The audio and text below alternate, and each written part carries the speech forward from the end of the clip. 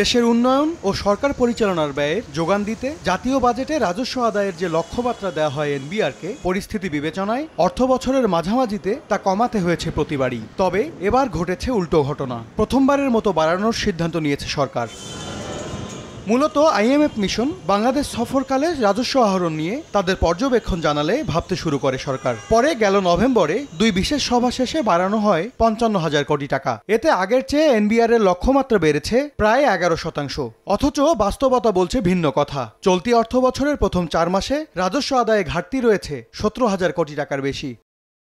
তথ্য বলছে, আমদানি রপ্তানি পর্যায়ে শুল্ক আদায় লক্ষ্যমাত্রা 14,000 কোটি, ভ্যাটে 20,350 কোটি, আর আয়করে বাড়ানো হয়েছে 20,000 কোটি টাকা। রাজস্ব যে বাড়াবেন, আপনি সেটা বাড়াবার ক্ষেত্রে আপনার চিন্তা কি? আপনি কি ব্যবসায়ীদের উপর থেকে এটা আদায় করবেন, না আপনার অন্যান্য খাতে বা অন্যান্য দিকে আপনার ট্যাক্সের পরিধি বাড়াবেন? হ্যাঁ, গুড গভর্নেন্স ছাড়া কিন্তু আপনি ট্যাক্সের পরিধি বাড়াবেন এবং সেটার চাপ আপনার ব্যবসায়ীদের উপরে, শিল্পের উপরে প্রভাব পড়বে, সেটা কিন্তু আপনার আমাদের জন্য সেটা সহনীয় হবে না। প্রতিকূল অর্থনৈতিক বাস্তবতায় তাই নতুন লক্ষ্যমাত্রা অর্জন চ্যালেঞ্জিং বলছেন অর্থনীতিবিদরা। একটা বিপজ্জনক এবং বাধ্যতামূলক পরনির্ভরশীলতার মধ্যে আমরা পড়ে যাচ্ছি, একটা ঋণ নির্ভরতার মধ্যে পড়ে যাচ্ছি।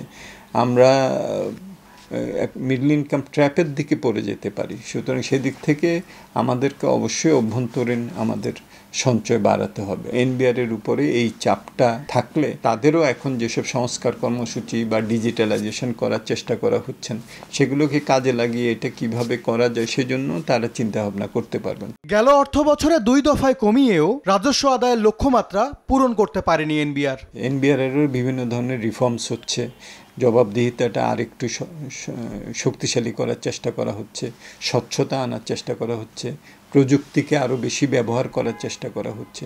সেটাকে মাথায় রেখে এখন এই টার্গেটটা দেয়া হচ্ছে। এম এস আরিফিন, সময় সংবাদ, ঢাকা।